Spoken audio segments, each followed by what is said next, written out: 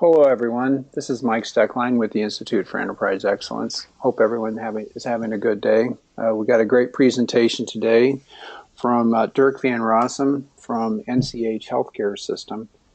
Dirk has been most of his experience as a mechanical engineer in other industries, but he's currently working in healthcare, has been doing so for the last couple of years. And he's going to share some of his current thoughts on trying to apply systems thinking in some of his current work. A few housekeeping and ground rules. I've got the phones on mute, and if you want to use the chat function during the webinar to indicate if you've got some questions, that would be great. This webinar will be recorded and available for viewing for other folks and for yourselves that want to view it and watch it a little bit later on. This image is the current model that we're using at the Institute for Enterprise Excellence to talk about a sustainable cultural transformation. I think the primary area of work that Dirk's going to be focusing on is circled there, systems. I'm sure he's also going to be connecting with some of the other concepts in the model.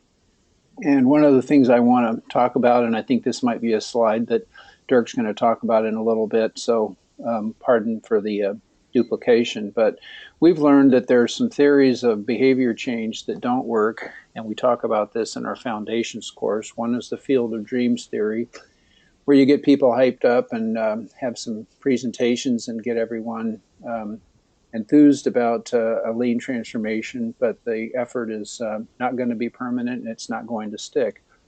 We also know of a documentation theory where people will spend time and effort putting together documents that describe what ideal behaviors they would like to see in others, and even ask people to sign those or put them in their personnel file, but we know that those aren't going to be a permanent effort or get sustainable results. And then, of course, there's the beat 'em up theory, which people have tried for centuries to try to get others to do things, and we realize that those don't work. We realize there is one theory that does work, and we list it again in the foundations course that we teach, where we talk about the things that leadership must do and how they need to define the ideal behaviors that they want to see and that they're going to start practicing. Then they need to practice those ideal behaviors, and then they need to create new kinds of conversations. Then they are ready to start building systems that'll do this, and I think this is an important part of what Dirk's going to be talking about. Unfortunately, we've seen that some people want to jump right to step number 4, and they haven't taken the time to define what those ideal behaviors are. So again, skipping steps and not really thinking about what those ideal behaviors are, and then leadership taking that role is not going to be an activity that's going to lead to the sustained results. We do have a methodology that we introduce to people. We call it our system standard to try to help people to adjust and design systems. I did introduce this briefly to Dirk and his colleagues, and I'm very impressed with the work that they have done to try to leverage this and to apply it, and I think you're going to see some of that in this presentation. One of the cautions about this approach is if people see that system standard as merely just a template or a tool, it's not going to do anything for a permanent transformation. As a matter of fact, it's just going to be an additional push towards the next program path. And so what we're encouraging people to think about is what is the different direction? How are they going to connect to purpose? How are they going to learn and apply guiding principles to adjust and to design systems? So with that intro, I'm going to turn it over to Dirk, who's going to give us a great presentation on some of his current experimentation and thinking in this area. Dirk? Hello, everyone. Thanks very much, Mike, for that introduction. And yes, what Mike just talked about is certainly something we're going to elaborate on this afternoon in this presentation. So it's my pleasure to talk to you about our experiences here at NCH in terms of introducing systems in this stage of our lean journey at this organization. Just a little bit about NCH. It's a not-for-profit healthcare system. We have 2 hospitals totaling 716 beds, supported by 732 physicians, We have various services that we provide, both inpatient and outpatient, medical, surgical, etc., rehab, home care, and also a lot of primary physician offices. In 2016, we had about 40,000 admissions, 98,000 emergency room visits, 3,500 births, and almost 12,000 surgical procedures. Just to give you an idea of the size and scope of the organization, with 4,300 employees. In our Lean Transformation office, we have 3 people, 1 director and 2 transformation engineers, of which I'm one. NCH is a member of the Mayo Clinic Care Network since a few years ago, and the mission of NCH is to help everyone live a longer, happier, healthier life. And in that regard, NCH is a very proud sponsor of the Blue Zones project for the Southwest Florida region. So just a little bit about us and who we are. The purpose for today really is to wrestle with this question with you, together with you. I'm not the expert in this field. I've done some thinking about this, and I want to throw this question around with you. What are the effective ways, or what effective ways are there to teach and coach systems thinking in the context of a lean transformation? This is something that we've been wrestling with, and because of that, it's come about that we now have this presentation to talk about this and to share some ideas and thoughts about that. In particular, today I want to discuss how Gemba Walking for us can be used to introduce principled behaviors and systems thinking, and how we've done that, and how to go about creating such a system to Gemba Walk, for instance. Some learning objectives associated then with this is to obtain a basic understanding of what a system is, to be able to conceptualize a Gemba Walking system, and how to go about building such a Gemba Walking system. So in general, what we'll talk about is, apart from the introduction I've just given you, is we'll explain a little bit about our background and journey in our lean transformation here at NCH, our use of the background building blocks, the transformation model that Mike just introduced earlier, some system basics that we'll talk about, as well as how we went about integrating and using the Toyota Kata as a framework in our thinking and our approach. And as we go through the material, I'll be sharing some lessons learned at various steps along the way as I tell our story. So our transformation journey, really as it is today, started in 2014. Prior to that, there's a history of projects, improvement projects, Six Sigma, etc. But I'm going to focus on this latter stage of our journey, where we started with a fresh start of lean transformation, when a new director of lean transformation, Mustafa Abdul Ali, was appointed in 2014. And in the initial year, a low-key approach was taken to focus on middle and senior management through, for instance, 5S exercises of officers, which is really fruitful in getting an understanding there of what the merits could be of a different way of working, and got the interest of leaders in the organization. At the same time, during that period, some 3P events were held around various projects that were already in progress with regards to reconstruction of various operational areas in the organization, with great success. So that was the introduction phase. In 2015, we decided to take a model cell approach, and 2 model cells were selected, and also another prong with senior leadership training. So during that period then, various projects were started with these model cells once we got going, and we also got ThetaCare to do some training on the daily management system that they have, and the IEX Principles and Behaviors Part 1, or Day 1 of the Foundations workshop.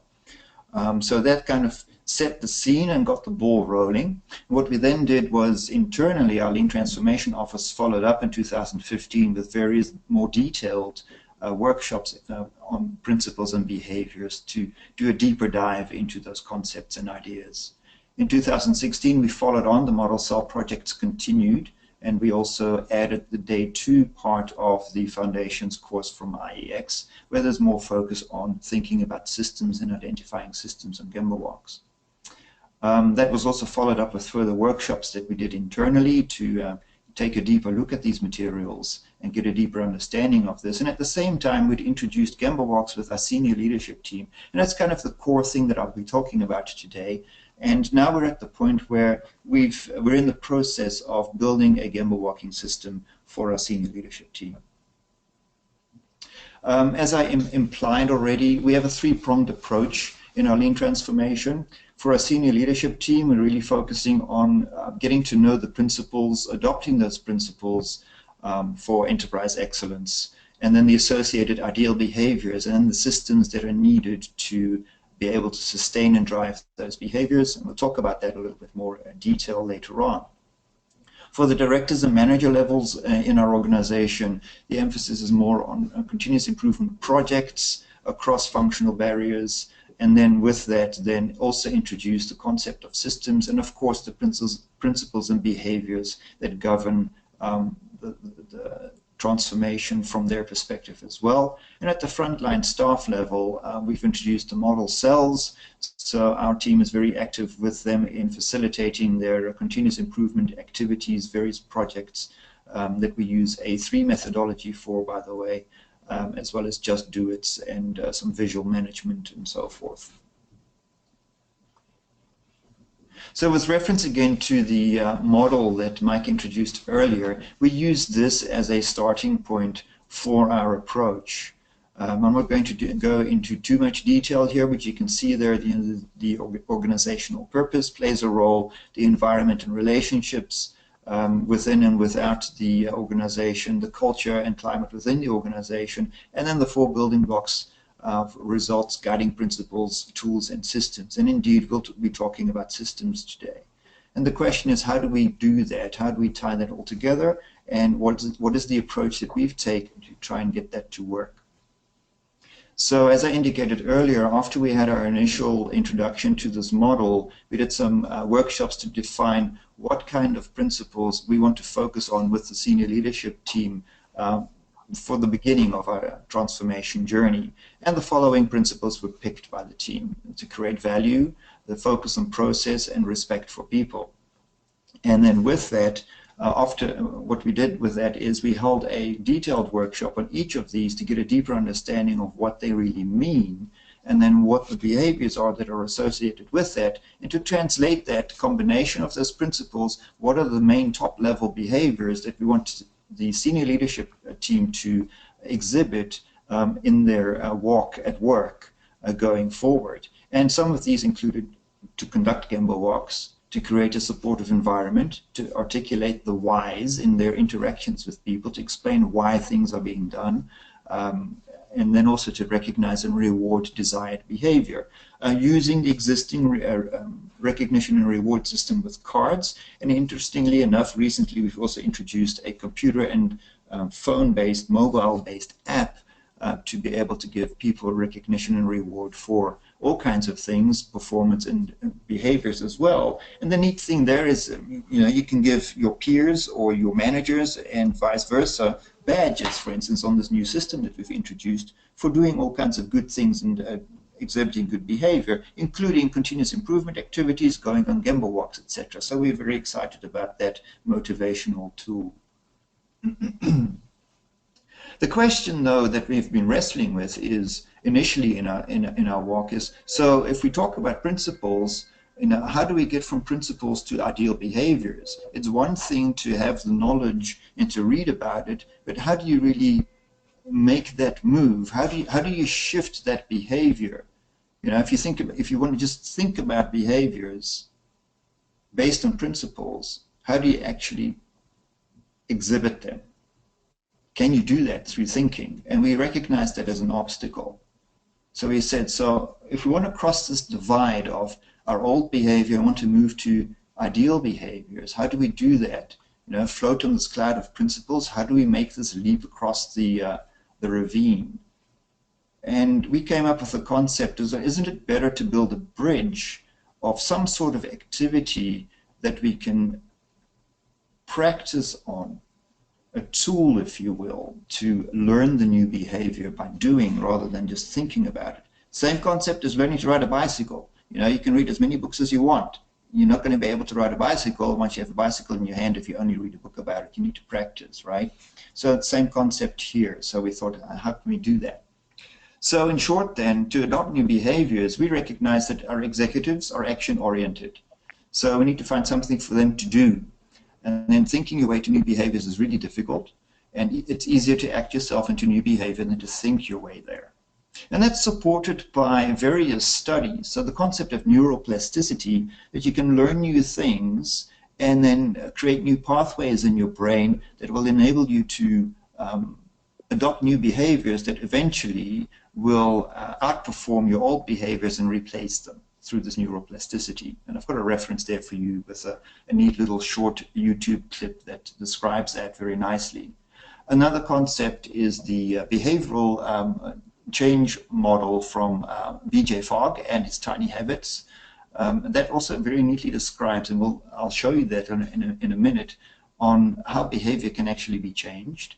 And then as a framework, what's really interesting is to look at the Toyota Kata, because that also talks about practicing through various iterations to adopt new things to do improvement, which includes, of course, behavior. So we thought, let's put all of this together and see how we can build this approach.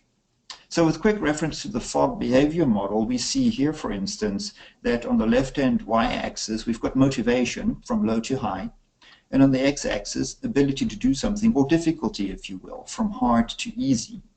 And of course, it makes sense that if something is hard to do, you can only do it if you have high motivation. And if something is easy to do, you only need low motivation, so hence the curve. And the idea being is if you're below the curve, in other words, if something is hard to do, you have low motivation, no matter what the trigger is, you're not going to actually do the new behavior or the other behavior. And then the other idea being that behavior is based on the simultaneous combination of the right motivation, the ability to do what needs to be done, and a trigger to take action on that particular behavior. And the ability can also be defined there as the ability of the person to have the skill set to do that particular activity, as well as the environment or the circumstances allowing the person to do so. So there's two elements there to just bear in mind. So the idea is, if you're above the curve, then if you have motivation and a certain amount of ability in some sort of combination, then triggers will succeed and new behavior will occur. And as for lean transformation agents, I think this is a really interesting way of thinking about things as we prepare to roll out change and help people adopt new behaviors in the organization. So we use that as a framework in the background for us to guide our thinking.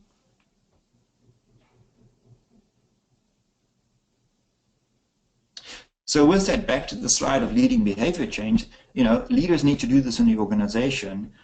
So the same slide Mike already introduced, so I don't have to dwell on it, but I want to just talk about the defined practice and message. And we said, well, for our senior leadership team, then what does that mean? How do we do that? What is it? What are the behaviors we want to define? And I showed you some examples of what we started with. How do we practice that? So what is that tool, that vehicle that we are going to use for this in order to get this message and change this conversation out there?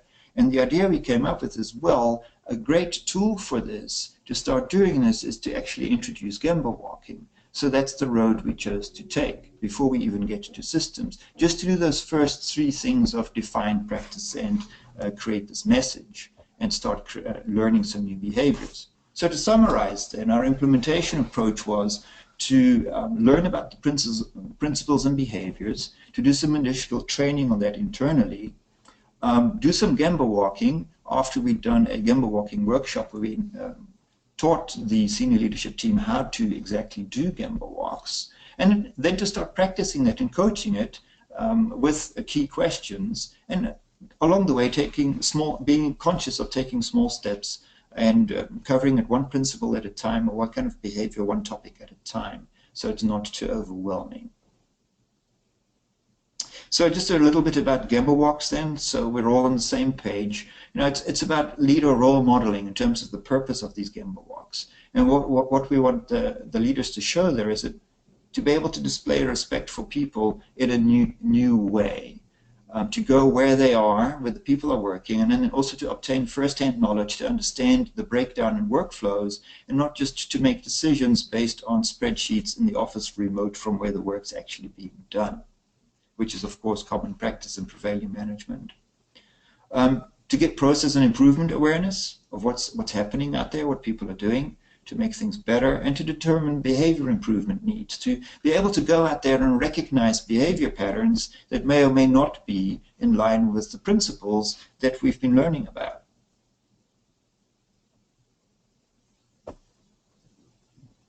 And then to identify system needs and improvements while we're out there as well on the Gemba walks, and to then, through that, model leadership ideal behavior.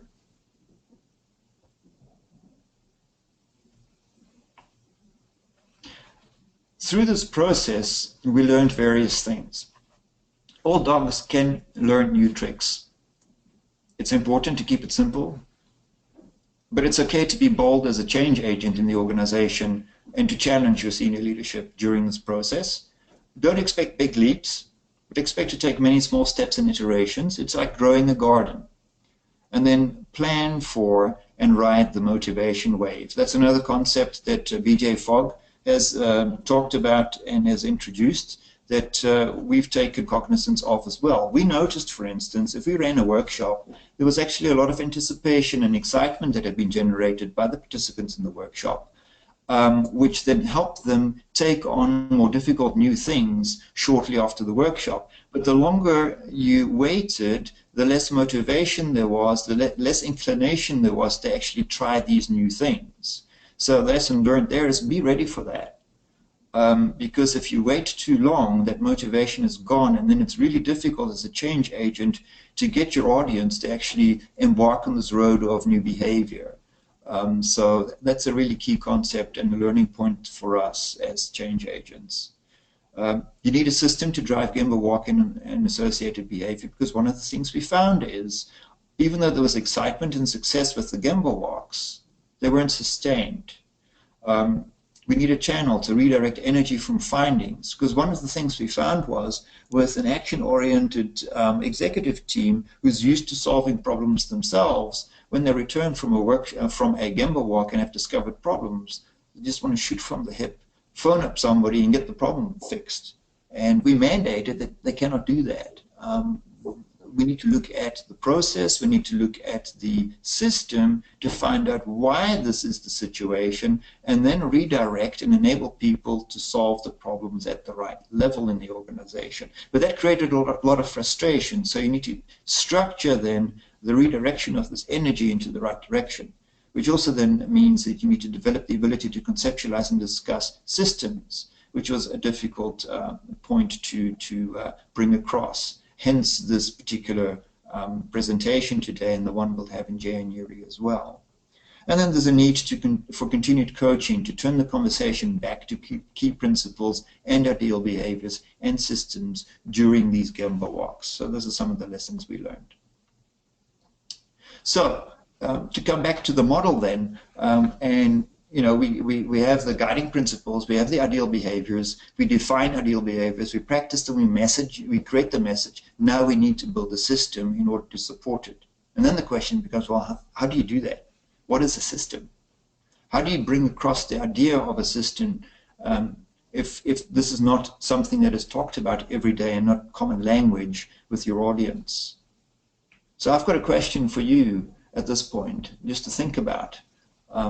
What makes a system a system? And what examples of systems can you think of?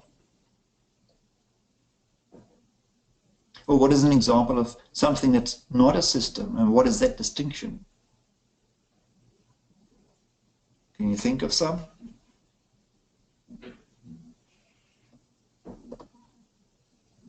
So systems fulfill a purpose. They're there for a reason. They're there to fulfill some sort of need. So it consists of processes for some function and purpose, and thereby also contains some sort of goals and objectives. System will have a structure which implies direct and indirect relationships between elements within that system. There's an interconnectivity amongst the parts of the system. which demands a structure and also behavioral relationships, because you might have mechanical parts within the system, but you also have people interactions within that system. Things need to be done in a certain way for it to function. And then overall, it's an entity that produces a result that's greater than the sum of its parts, and we'll talk about that in a little bit. So let's talk about systems here. You know, one example of a system would be a car. You know, what's a car for? Well, it's to transport a driver and some passengers with some luggage from point A to point B. All right, okay, what's that mean? And here's where the purpose really becomes important. So does that mean we can drive from Minneapolis to London? Well, no, not really. This car is subject to being part of another system, which is the road transportation system. So it cannot drive across the sea, right? And then the idea here being as well is that, well, if the car is missing a wheel, it cannot go anywhere. And if you want to transport people safely, it needs to have doors if you're traveling along the road at 70 miles an hour, for instance. So the idea here being is that if any part's missing, the system cannot function. It needs to consist of the right parts. And then you also can easily visualize that this car as a system consists of various subsystems, such as the braking system, the powertrain system, the lighting system, the electrical system, the control system, etc. Another example is this. The circulatory system in the human body. Imagine if you remove one of the key components, it no longer functions. So that's another key part of systems. All the parts need to be there. But any parts on their own cannot perform what the purpose of the system is. The wheel on the car cannot take you anywhere by itself. The heart by itself cannot do anything. Another example would be an orchestra, right? All the players need to play together at the right rhythm. They need to be at the right levels and come in when it's their turn to come in order to create the beautiful music. If everybody played as loud and as fast as they could, in other words, performing as individuals but together, you just get a cacophony of noise. How about this? A bunch of marbles. Is that a system? Why or why not? Well, think about it this way. If you remove a marble, you have a marble in your hand, you can still do something with that marble. It doesn't change. Marbles in a bag or in your hand or laying on the table are not really a system. It's just a bunch of marbles. All right, so that's a little bit about systems. So with that then, there are some attributes that we need to consider and can recognize that systems have. There's an aim or a purpose. There's contextual connection and relationship between the elements in the system. And of course, then that means that there's an organization of components and tools and subsystems within the system, and those have an interdependency. And this is a critical point. This is why casinos are successful. If you have interdependent variables, negative accumulates, and positives don't make up for the negatives. Really key point. Okay? It produces a unique output or result, and results cannot be produced by any of the components in isolation, nor can a result be produced if one of the components is missing or not performing. So those are some key attributes to bear in mind. And once again, it's an entity producing a result greater than the sum of its parts. Just look at a simple example of that. The power of real teamwork in draft horses. I know they've gone out of fashion and we will use cars nowadays, but you know, one draft horse can pull about 8,000 pounds typically. So how many pounds do you think two horses can pull if they're yoked together? 16,000, 20,000, 24,000? What do you think? You may be wrong or you may be correct. It's 24,000 pounds. 3 times what one horse can actually pull. Now, if the horses have been trained and well and know each other and have worked together before, how much do you think they can pull? 32,000 pounds, 4 times what a single horse can pull. It's quite amazing. Why is that? Well, the synergy, of course, which comes back to functioning as a system and interacting properly together. When we introduced this material in one of our workshops, afterwards, there were some questions about, well, what's the difference between a process and a subsystem and a system? So we decided to include some material on that in the following workshop. And here's how we explained it. But how would you describe it? What's a process? So let's look at that. This is what we came up with. So a customer has a need. You need to produce an output consisting of one or more of these factors: people, material, equipment, method, measurement, or environment. And you need a process to create that output. So you have some inputs that you convert through workflow activities and processing in one or more steps. So that means you've got inputs, again, consisting of these factors: people, material, equipment, method, measurement, and environment. And you need some suppliers that have the capability to provide those inputs. All right, so those all work together to create that particular output. From that, you can also, by the way, develop a SIPOC, and we'll show that a little bit later again, but I'm not going to dwell on that today.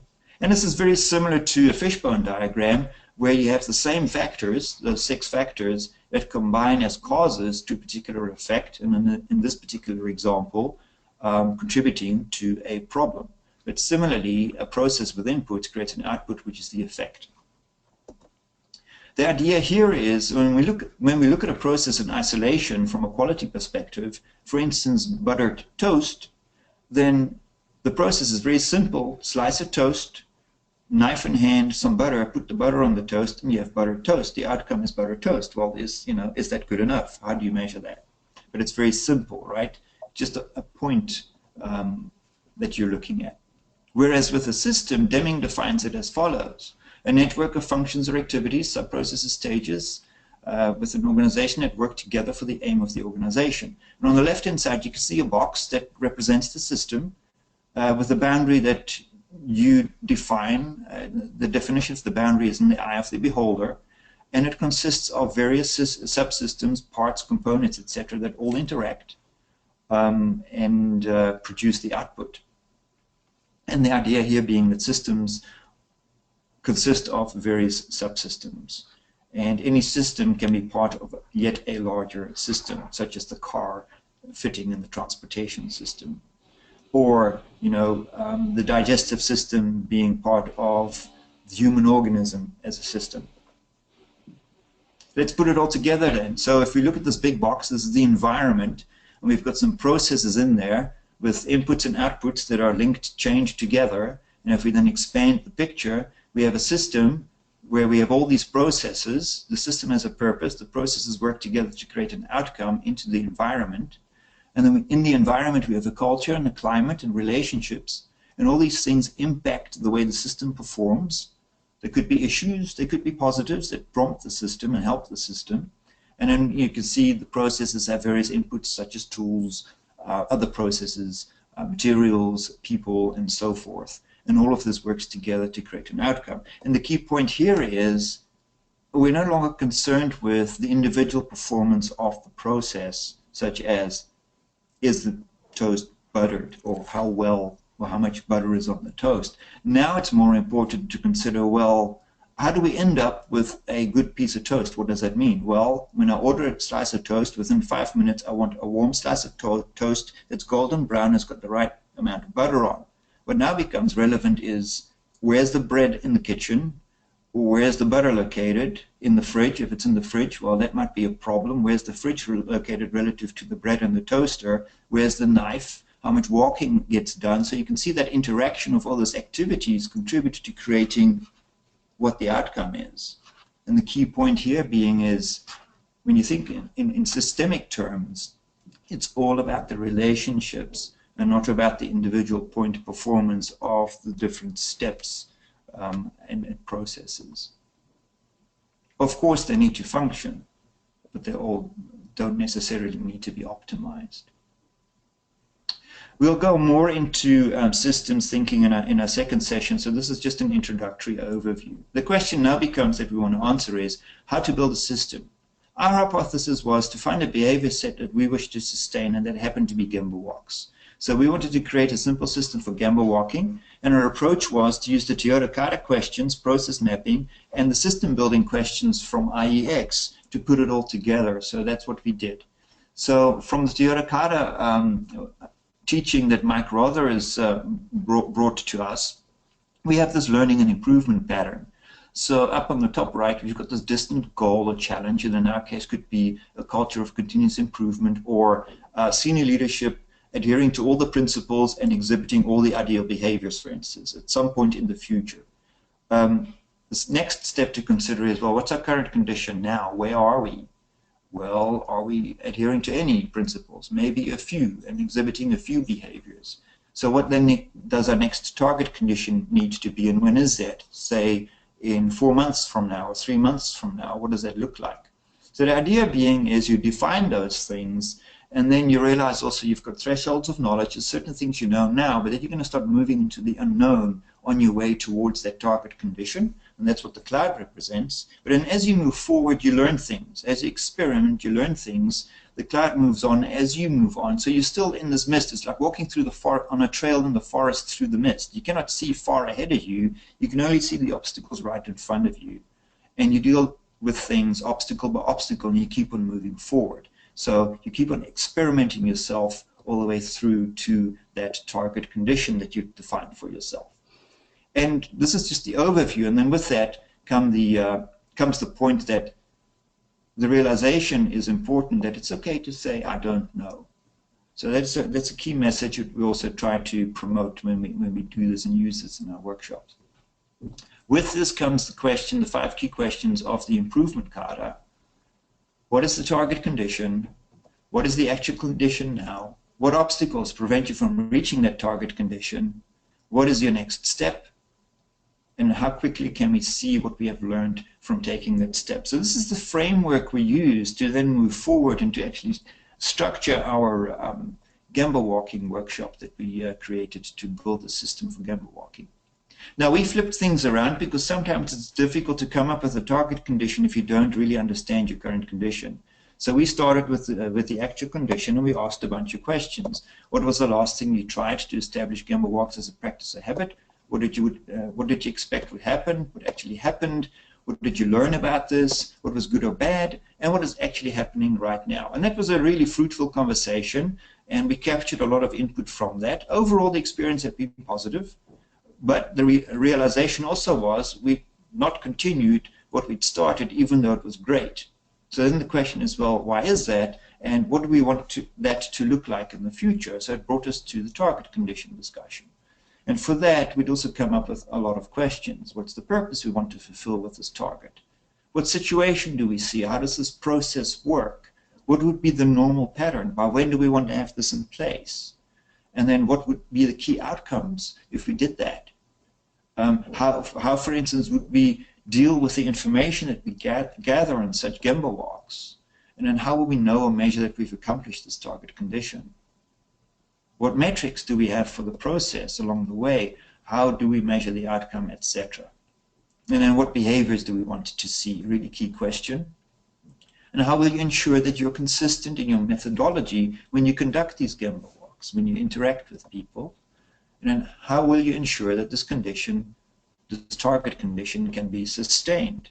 So those are some key questions we started with. And it was really interesting because even though these were fairly high-level questions, the conversation ended up going fairly deep into details, which led into, of course, some detailed questions we had on the next slide, which we also covered in this particular workshop.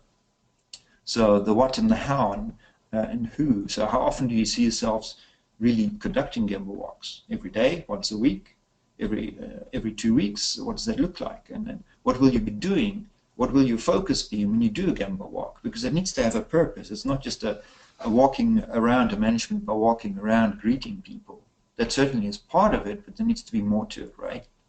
Now, what areas of your Gemba walk will you cover throughout the organization geographically, and at what intervals? What is the place to trigger each walk? How will you know who will accompany you in your walk? Because you shouldn't be really walking on your own. And then how will you track that you're conducting your walks as planned? And then how will you ensure your approach to employees is generally consistent? Similarly, how do you decide to deal with what you learn on your Gemba walk? And when will all this be in place? And I started a few of these items because these were stumbling blocks during the workshop. And This was just our experience, but that shouldn't be a problem, because as you saw from the earlier questions, the next question really is, well, what are the obstacles? So you can just put them on the obstacle list. You don't have to get stuck on that. So that's a lesson learned there. And then there are a few more questions that we asked. Then in parallel with that, we've got from the Systems by Design from the Institute for Enterprise Excellence these great questions to really guide us on how do we build a system. You know, what is the purpose and scope? What are the performance outcomes? What are the ideal behaviors? And by asking the target condition questions, we'd already populated those questions. But then there are further questions. What is the process flow really? What are the steps? What tools are needed to perform those process steps? And then what triggers are needed and where to actually trigger the action? And what measurements will be used, which we already also covered in the target condition, of course. So we put it all together like that. And we introduced this, the concept of a SIPOC, but we only focus on the inputs, the process, and the outputs. And this was just a trigger slide that we used to say, okay, here's what this could look like. You could have these various steps of how do you go about starting a Gemba walk. You have to initiate it, you need to prepare it, you need to conduct it. Of course, earlier on, somewhere along the line, you need to plan it. So this particular process map is not complete.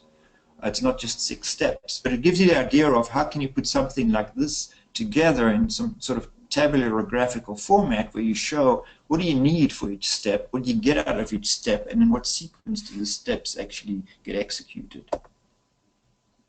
And then this would be an exercise for the team in the room to build this particular map using sticky notes on brown paper on the wall.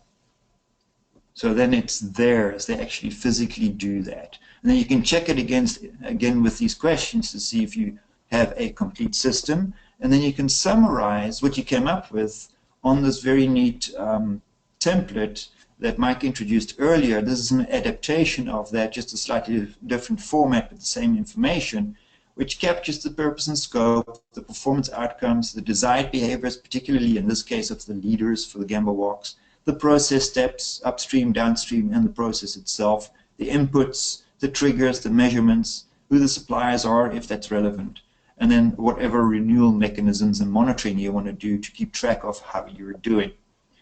But this is all still part of having a target condition defined, right? It doesn't mean that once you've defined it, you automatically do it. So how do you move forward? How do you close that gap, and what is the next step? So this is again where the kata process thinking comes into play. And the next question we want to answer is, so what obstacles are there that prevent us from just executing that system, just working to that system? And in our case, there were several, and we get to that in a second.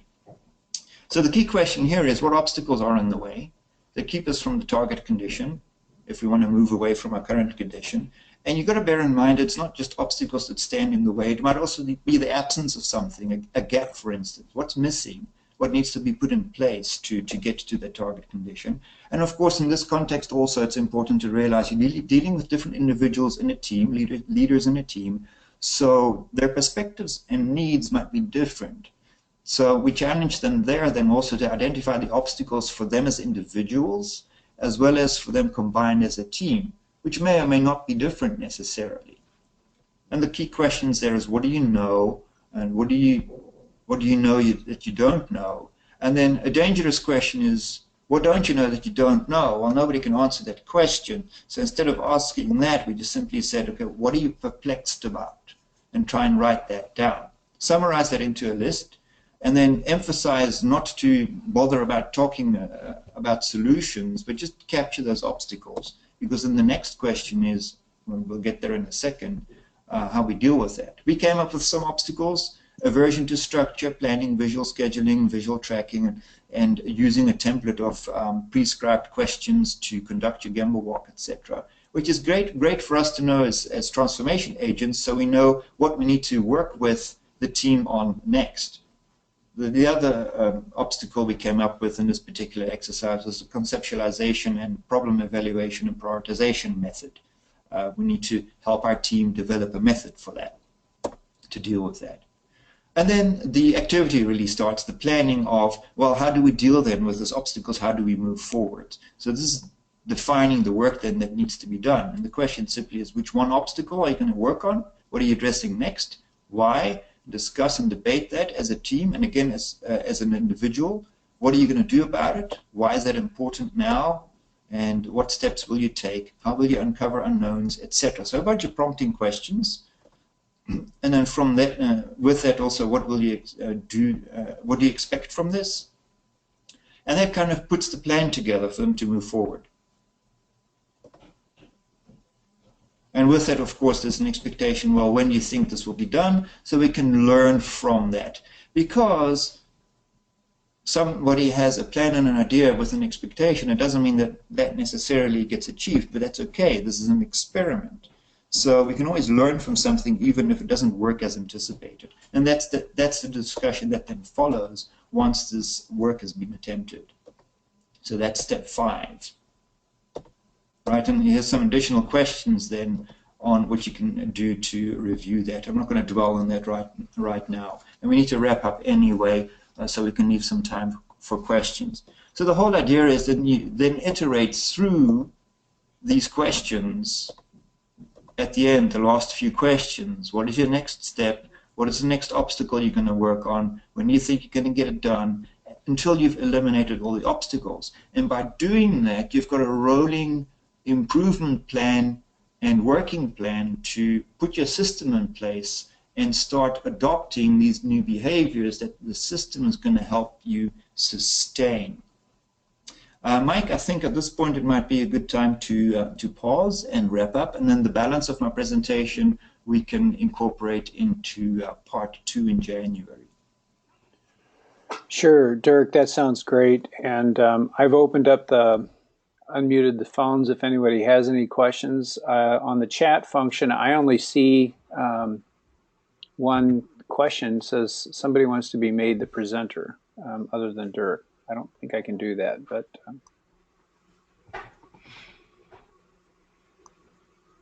are there questions for Dirk on the thoughts that he's put forward to today?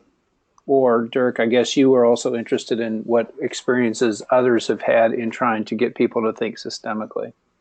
Correct, yes. I've shared some ideas and thoughts on how we've wrestled with this, and I'm really curious about what others' experiences are in bringing in the whole concept of systems thinking and implementing systems, and what the difficulties have been, what lessons have been learned. And I'm also very interested in case studies as to what people have tried and what worked and what didn't work and why, so we can share that learning and incorporate that. So if anyone on the phone wants to share their experiences or thoughts or challenges, just speak up, please do so.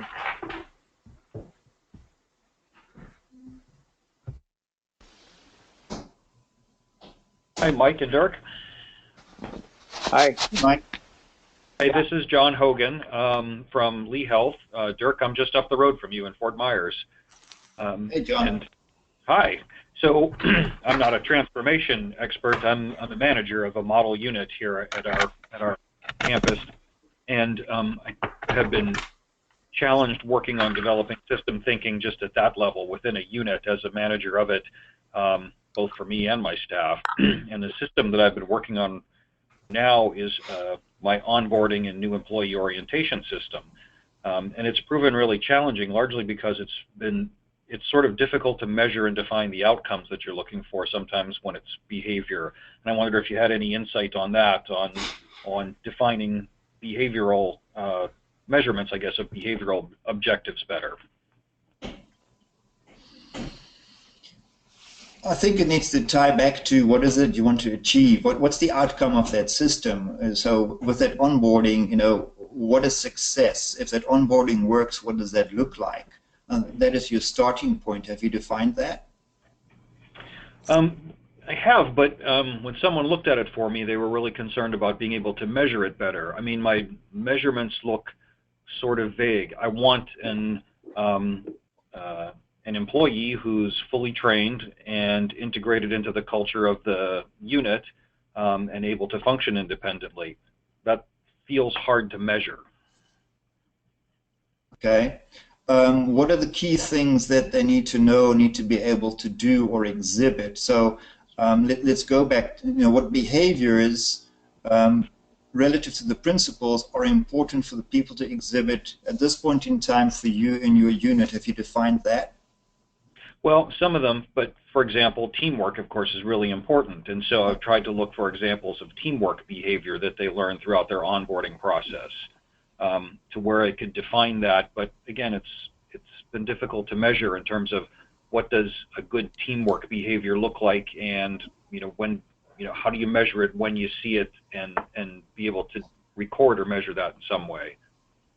Right. I think and this is something we actually covered in a workshop I ran this week, where we're talking about our MedRec process. And the whole concept there is that there's a lot of systems that interrelate here that start touching each other. Because if you think about the operating systems that you've got within your unit, how do you ensure that people work together? So what prompts are there? And how is your system set up so that people actually work as a team? So that starts tying into that as well then. Mm-hmm. John, here's a thought that might help you. Have you put some of this onto that system template that I introduced at Lee Health a couple months ago? Yeah, I have, Mike. I've actually got it up on my wall here now on a big piece of paper as we've been working through the template, and I've put it all in pencil because it's been through a number of iterations. Well, here's a suggestion. If you could take a picture of it and send it, I'd be happy to have a follow-up with you. And also, if Dirk is interested, get him involved and see what thinking we might be able to help you with. That sounds great. Thank you, Mike. Sure. A question from Nancy. She says, how did you ultimately overcome the frustration that the action-oriented problem solvers experience when trying to get the current state worked through and then identifying the ideal state? We haven't achieved that yet, but what we did is we deflected back to, well, what is the process and why is that happening? And then to try and identify also who are the players involved, so who could do something about it and what is it they need to be successful with that. And in some instances, we actually used the initiative or the drive for addressing a problem. We actually used that to do a little project to demonstrate, again, from a systemic perspective, if you bring people together around a problem and start looking at it from a systemic point of view, in other words, multiple players and their pieces and contributions to the overall performance and the outcome that we're getting, get them to investigate it and actually come up with solutions and then present that to the leadership team. So I facilitated that. So this team that was experiencing this problem that was already known, but the senior leadership team then discovered, was frustrated about, we then said, okay, let's get a team around that, and then you can see how this can be worked. So we used it as a practical example so they could step back. Something gets done about it. It wasn't of interest to the local team there anyway. If you were to ask the question, what matters most to them, this issue mattered to them. So in that way, then you can redirect that and get the senior leadership team to take the 30,000-foot perspective to try and give them an idea of how this works, getting the problem resolved at the lowest possible level, and then getting an idea of, well, what is it that they can do to remove barriers that exist in the organization in forms of policies, etc., that are beyond the ability of the team to resolve. So they can see their new and different role in helping the team to succeed in what they're trying to do.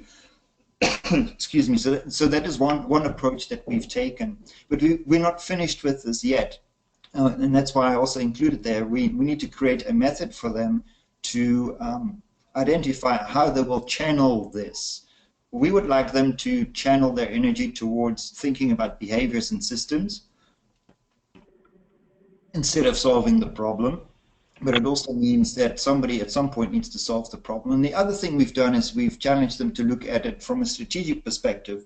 So what matters most from a strategic perspective, because if they go on a Gemba walk and every time come up with a problem, there will be way too many problems to try and work on and focus on, and that was recognized. So that helped diffuse it a little bit as well. Does it help? Yeah, thanks. That's great. One of the background pieces of information for folks on the webinar today, and also that may be listening to the recording, is how this webinar came about is Dirk asked me some questions about, have you seen how people have tackled these problems, such as the problem that Nancy pointed out, or the problem of thinking systemically? And I said, you know, Dirk, I think that would be a great webinar. So that's how this came about, and I think he's done a great job laying out his approach to try to figure this out with others. And it goes back to, you know, we're all trying to figure out how this works, and there's no simple recipes for these challenging issues. What I'm going to do is go through some slides here and tie this up and wrap things up. We will have a follow-up webinar. I know that some of the slides toward the end Dirk went through quickly, but he did agree that a lot of this is important work that probably needs to be shared in 2 sessions at least, so we will have a follow-up webinar. The image on your slide shows that there is a Systems by Design workshop that we do offer to people, and there's some information here about how this works, what the host organization does, how we operate the time, how we use that time to help people to practice designing better systems and using the approach that we've outlined that Dirk has been experimenting with. And there's been a number of organizations. This is a partial list of organizations. Some of you may be on the webinar today, or perhaps listening to the recording, where people want to dig into this and think about, if we want different behaviors and outcomes, how do we design better systems, and how do we begin practice with that? There is an opportunity to participate in this if you're interested. In February at Memorial Healthcare in California, there's an offering of this course if you're interested, and you can go to that bit.ly link, and I'll be sending a copy of the recording out so people can refer to that if they're interested. And there's a couple other offerings in the works, just nothing that we can share in detail yet because it hasn't been worked out. So as I said, this webinar will be recorded. If you go to our website, you'll find the webinars, and we're moving Dirk's terrific presentation over to the recorded side, and that's where you'll be able to find the link. I'm going to be sending out a link of the recording to everyone that participated today, as well as those that are on our newsletter list. Some of the upcoming webinars we have on Friday, November 4th, Michael Shea is going to talk a little bit about some of the work that he's done in improving health plans. And we have another one in November, the following week, that Rafael Rojas is going to talk about mindfulness in the lean journey and some of the work that he outlined actually in his PhD dissertation, but he's been applying at his organization at Providence Health in California. In December, Sarah Grew from Winneshiek Medical Center in Decorah, Iowa, is going to talk about how they've been experimenting with these concepts in the rehab department. And we called this presentation From Rogue Huddlers to Model Cell. They're quite interested in learning, very much similar to Dirk, just really grabs a hold of this and wants to experiment and try. So we're going to hear from them in December. Dirk's going to be back in January, Friday, January 20th, to talk about part 2. And I would imagine if anybody has anything that they would particularly like to have him feature in that or participate in it, perhaps it would be a reprise of John's question earlier in the presentation about how perhaps we could help think through that. It'll show up in part 2 of the presentation on Friday, January 20th. On February 13th, Ajay Raikar is going to do another in our series of presentations on strategy deployment. His title is Strategy Execution and Strategy Deployment. And then in March, friend and colleague Debbie McAllister, who was with Sutter Health and is now doing work to help organizations provide more safe outcomes for patients primarily, is going to talk about her experience with vulnerability and coaching, and that's going to be on Friday, March the 31st. If anyone listening today or listening to the recording has some sort of story they'd like to share, challenges they're trying to figure out, it's a great forum to share, such as we did today with Dirk, and to learn from each other and to explore these ideas. Already I've got some ideas for future webinars, and I think that perhaps some of the integration that Dirk has done to integrate some of the work with Mike Rother and the Toyota Kata, whether it's the improvement kata or the coaching kata, would be a great example of a webinar that we would like to feature in the future. And also, if you'd like to join our learning exchange on LinkedIn, you can join by just sending me an email and telling me you'd like to join the Pracademic Learning and Sharing Network. So again, I'd like to thank Dirk for taking the time to put together the presentation. I thank those that participated today. Everyone will get a copy of the webinar recording, and I hope that everyone has a good day, a safe day. It's a weekend coming up, so have a good weekend as well. Thanks again for your time. Thanks, Mike. Thank you very much, Mike. You Really bet. appreciate it. You bet. Thanks, Mike.